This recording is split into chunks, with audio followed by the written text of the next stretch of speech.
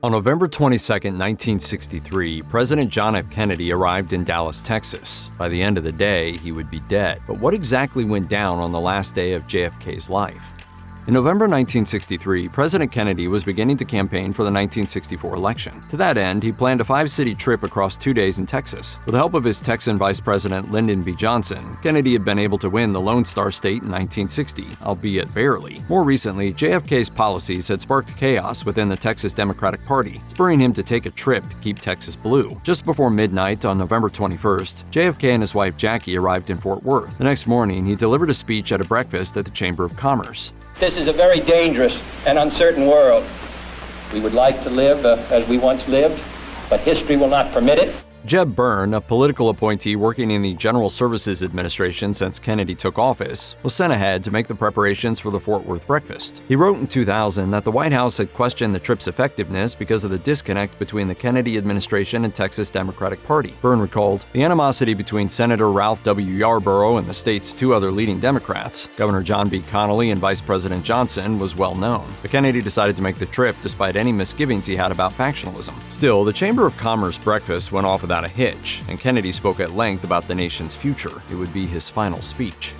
After giving his breakfast speech in Fort Worth, both the President and the First Lady boarded Air Force One at 11:30 a.m. 10 minutes later, they landed at Love Field in Dallas to swarms of cheering supporters. The rain stopped around this time, and the transparent bubble top on the limousine was removed for the 10-mile trip that would take the President through downtown Dallas. Upon exiting Air Force One, the Kennedys were greeted by Democratic Texas Governor John Connally and his wife Nellie. The 2 couples would ride together in the motorcade through downtown Dallas, departing Love Field at 11:55 a.m. Then I turned to the President and I said, Mr. President, you can't say Dallas doesn't love you. Despite the crowds that came out to see the Kennedys that day, there was strong anti-Kennedy sentiment in the state as well. The day prior to the president's arrival in Texas, anti-Kennedy flyers had appeared in the city, as well as a paid right-wing ad in the Dallas Morning News attacking JFK. Governor Connally himself was a controversial figure, both in the Democratic Party and in Texas generally. Most notably, his alliance with Lyndon Johnson in the previous decade had left a bad taste in many Democrats' mouths. But while not everybody on the street that day was JFK's biggest fan, no one expected what would happen about a half hour later. The images and footage of JFK and Jackie getting off the plane that day suggest that this was just another day in the life of America's first family. Behind those smiles, though, was a tremendous amount of grief. In August, Jackie had gone into premature labor and their son, Patrick Bouvier Kennedy, died at just 2 days old. Jackie retreated to mourn in private. Those who knew the couple best say that their relationship grew stronger as they supported each other through the grief. White House correspondent Sid Davis elaborated on this in the documentary JFK One Day in America. He said, she was getting over Patrick's death. This was her first visit out of the White House and the public, and so it was an uplifting thing for people to see her out and smiling. The couple were both at the breakfast in Fort Worth on the day of the assassination, and Davis recalled the moment Jackie joined them. He said, when she walked into the room, the crowd just got out of its chairs and started cheering. I'd never seen her happier than she was that morning. For the Kennedys and their team, the atmosphere was one of optimism, strength, perseverance, and determination in the face of tragedy. Friends later spoke of how much Jackie had been looking forward to the trip and how she was finally feeling as though they might find a way through their grief together. In early 1963, Lee Harvey Oswald had purchased 2 guns, a .38 revolver and a rifle with a telescopic sight. On April 10th, Oswald attempted to assassinate a far-right former Army general named Edwin A. Walker. Later that month, he moved to New Orleans to voice his support to Fidel Castro and attempt to obtain a visa to move to Cuba. Well, I would very definitely say that I am a Marxist. That is correct. But that does not mean, however, that I'm a communist. Before that, in 1959, Oswald had tried to become a citizen of the USSR. During his 2.5 years in the Soviet Union, Oswald married a woman named Marina. They had a daughter together in Russia before returning to the US in June 1962. Despite this, Oswald longed to return to the Soviet Union. In October 1963, Oswald obtained a job working as an order filler at the Texas Schoolbook Depository. He primarily worked on the 1st and 6th floors of the building. On November 22nd, he carpooled to work with a neighbor. Oswald placed a large brown bag in the back seat of his neighbor's car, telling him that they were curtain rods.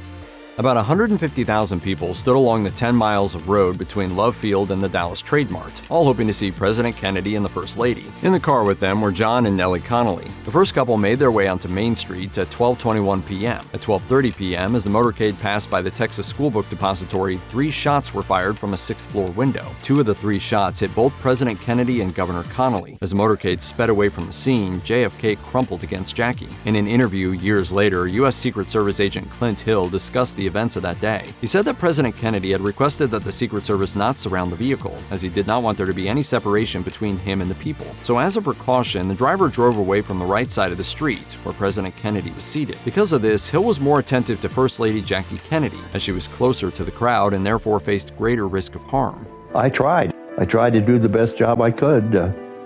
Unfortunately, it wasn't enough.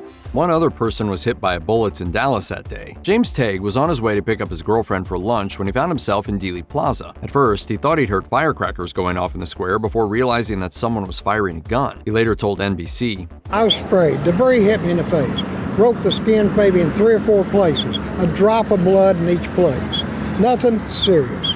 What Tague had initially assumed was no big deal turned out to be a very big deal indeed. Originally, it was believed that Kennedy had been hit by 2 bullets and Connally by a 3rd, but Tague's testimony threw that version of events into doubt, as he'd been hit with debris from the 3rd bullet. Tague took cover. When the shooting didn't continue, he got ready to leave. Before he could, though, he was approached by a deputy sheriff who noticed blood on his face. Later that day, Tague was giving a statement to police when he saw Lee Harvey Oswald escorted into the police station. He only learned that night who exactly had walked in front of him. It's hard to grasp. Today, I'm still trying to grasp it.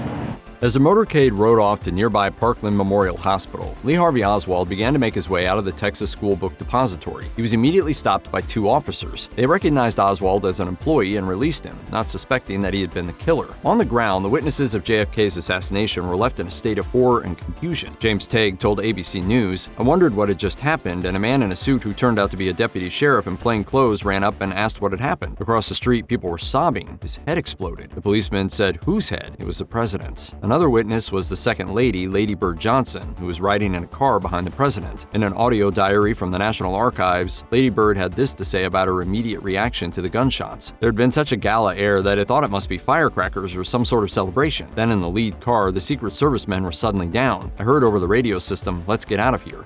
The search for John F. Kennedy's assassin kicked off right away. A description of Lee Harvey Oswald was given to police in the city, and just 45 minutes after the shooting, a man matching his profile was spotted by officers. When Officer J.D. Tippit stepped out of his patrol car to question him, however, he was shot 4 times and killed. As Tippit gets opposite him, he pulls a gun from under the jacket, fires 3 shots across the hood, knocking Tippit to the pavement. Witnesses saw the fatal shooting unfold, and one called for help on Tippit's car radio. Oswald himself fled into a nearby shoe store, which was managed at the time by Johnny Calvin Brewer. When he left again, Brewer followed him. In 2011, he was honored with the Citizen Certificate of Merit for tailing Oswald to a nearby theater and directing police to the suspect. Tippit's partner, R.C. Nelson, was among those who arrested Oswald at the Texas Theater. He was then assigned to Oswald's protection detail. After years of silence, Nelson spoke with CBS in 2013, saying, "I have to believe Lee Harvey Oswald flagged Tippit down. Oswald had not had his glory." For Nelson, November 22, 1963 came to a close as he cried alone in a local park.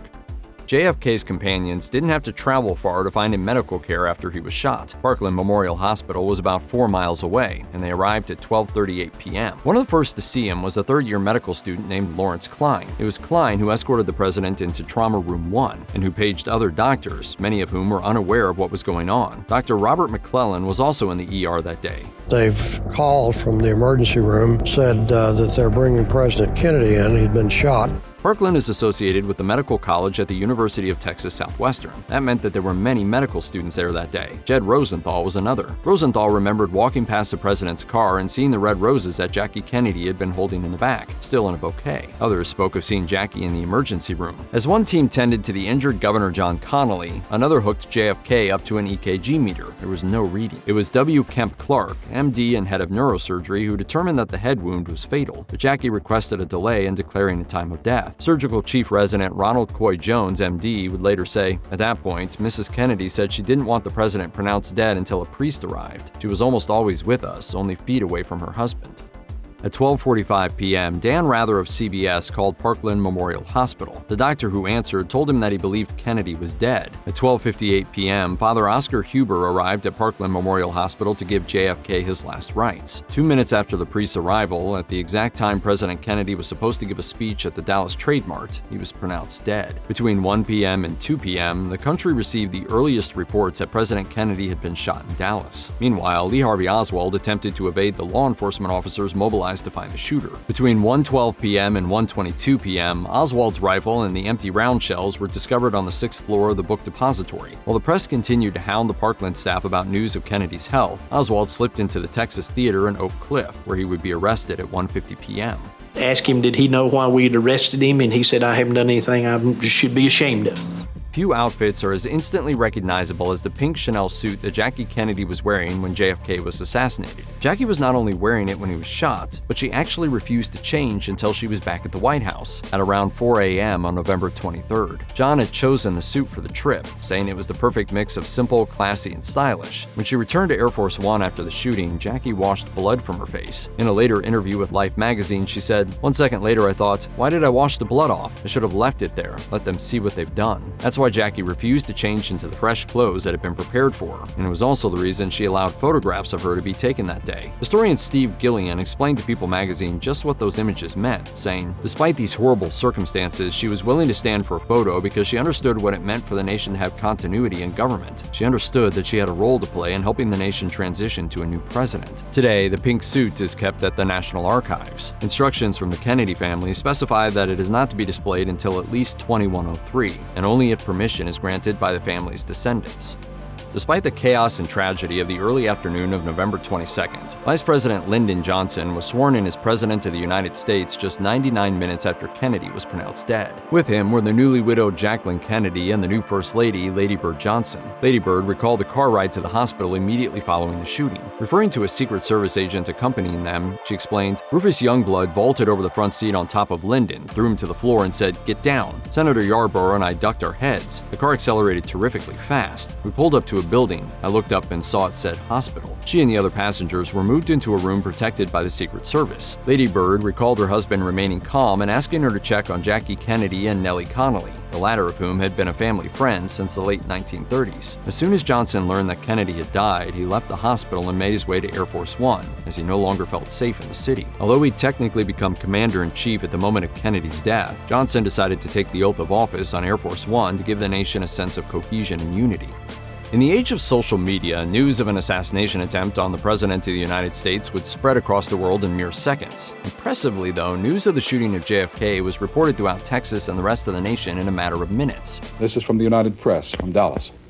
President Kennedy and Governor John Connolly have been cut down by assassins' bullets in downtown Dallas. Locally, there was no bigger story than President Kennedy arriving and speaking in Dallas, so a number of reporters had already been assigned to cover the event. One of those reporters was KLIF's Gary DeLon, a radio anchor who was supposed to cover Kennedy's speech at the Dallas Trade Mart. Speaking to ABC News years later, he recalled the moment he learned about the shooting, saying, "I had finished my morning runs on the news side and did the sports and was in the studio. At about 12:36, I received an anonymous phone call. What did I know about shots fired and Kennedy and Connolly hit? Once Dallas police confirmed that bullets had been fired and hit the president and governor, KLIF broke the news. As local news began to report on the story within the state, national news outlets relayed it for the nation to hear. President Kennedy has been assassinated. It's official now. The president is dead." 10 minutes after the shooting occurred, CBS's Walter Cronkite gave the first national bulletin with the news that the president had been shot. Just 5 minutes later, Dan Rather found out that President Kennedy was believed to be dead from the doctor he'd spoken to in Parkland Memorial Hospital. Still, it would be just under an hour until JFK's death would be confirmed and an announcement finally made. In the time between, the nation was desperate for any news it could get. Eddie Barker, a local Dallas reporter working with CBS at the time, was the first reporter to announce the death of President Kennedy. Barker would also go on to be the first reporter to interview Oswald's wife, Marina. Minutes after Barker's reporting, Walter Cronkite announced on CBS that President Kennedy had been pronounced dead. Speaking to CBS News, Dan Rather recalled his immediate reaction after learning of Kennedy's death. He said, "After the initial hammer to the heart that an assassination of the president, the reality of that sinks in, then it was focus on the story. Because if you don't do that, then you're at some risk of just falling apart emotionally." President Kennedy had no closer political ally than his younger brother, Attorney General Robert F. Kennedy. On November 20th, Bobby had been celebrating his 38th birthday with his family. Those close to the younger Kennedy noticed he was in a cold mood, as he was intensely focused on getting his brother re-elected. On November 22nd, while having lunch, he received a phone call from FBI Director J. Edgar Hoover, who told him that his brother had been shot. Hoover and the Kennedys were not close, and Bobby remembered Hoover having no emotion while delivering the news. As Bobby's wife, Ethel, comforted her distraught husband, Bobby could only think about about how he believed he should have been the one to be targeted, not his brother. Bobby was his brother's protector both before and during his time as president, and he had a reputation as a fighter, which stood in stark contrast to the cool and elegant JFK. Bobby also wondered if his push to go after the mob, the Soviets, or the Castro regime might have led to his brother's death. After learning the news, Bobby made his way to Washington to comfort his sister-in-law Jackie. But before that, he spoke to CIA Director John McCone and outright asked him if the agency had been responsible for Kennedy's assassination. McCone denied any involvement.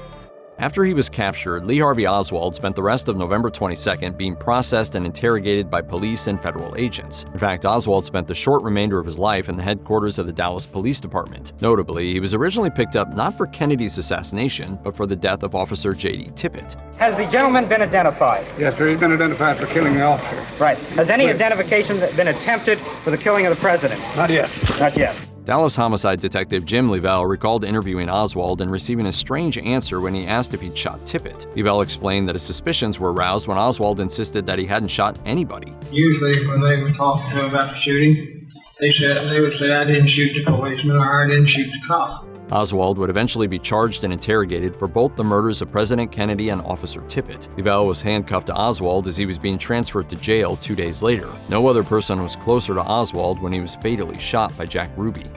The newly inaugurated President Johnson gave his first order as Commander-in-Chief at 2:41 p.m. Wishing to return to the nation's capital, he said, "Now let's get airborne." 6 minutes later, Air Force One was making its way back to Washington, D.C., with the body of John F. Kennedy on board and Jackie Kennedy standing nearby. There had been much well-documented friction between the Kennedys and Johnson, but that dynamic was utterly changed in this critical time. During the plane ride, Johnson spoke to Rose Kennedy, matriarch of the family, as well as Ken O'Donnell, Kennedy's special assistant. To O'Donnell, he said, "I need you more than he ever needed you. You can't leave me. You know that I don't know one soul north of the Mason-Dixon line, and I don't know any of those big city fellows. I need you." The plane arrived in D.C. at 5:58 p.m. local time. As the ramp came down on the tarmac in the dark of the night, Bobby Kennedy quickly made his way into the plane. He ignored President Johnson and other passengers, instead looking for Jackie Kennedy. Upon seeing her brother-in-law, the former First Lady fell into his arms.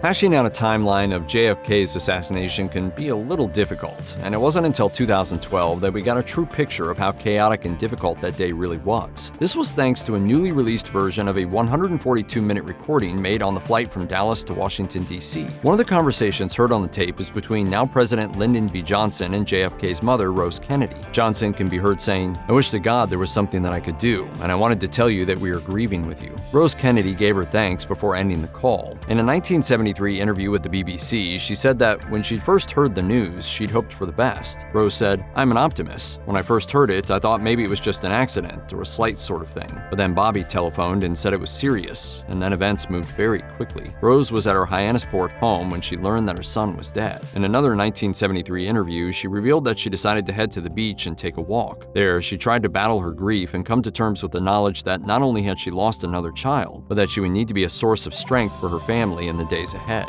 We've had these ecstatic moments and these tragic ones. But God intends us to be happy, I think, and so... Perhaps surprisingly, JFK's autopsy was done on the very same day that he was assassinated. The flight that carried Kennedy's body, his wife, and America's new president landed at Andrews Air Force Base, and at around 8 p.m., doctors at Bethesda Naval Hospital began their autopsy. The findings were seemingly straightforward. The president had been hit by 2 bullets and killed by the one that had entered his skull. Just what went on during the autopsy has been the subject of considerable debate in the years since, and many have levied accusations that it wasn't properly carried out. One of the doctors who had been part of the autopsy was James Joseph Humes. It wasn't until 1992 that Humes revealed that after the autopsy was completed, he'd taken documents home with him. Horrified by the fact that they were covered with blood, Humes said he copied the documents before burning the originals. Questions have also been raised about whether or not proper autopsy procedures were followed, and some have voiced concerns raised about the authenticity of the official photos of Kennedy's body. One of the forensic pathologists who later asked to review the autopsy photos and documents was Werner Spitz, who spoke with USA Today about what he saw as grievous errors in the procedure. He added, "They botched that autopsy. They had absolutely no experience in forensic pathology." For his part, Spitz was also asked how Kennedy's case ranked in all the others he'd undertaken during his career. He responded, "When people are on the autopsy table, they're all the same."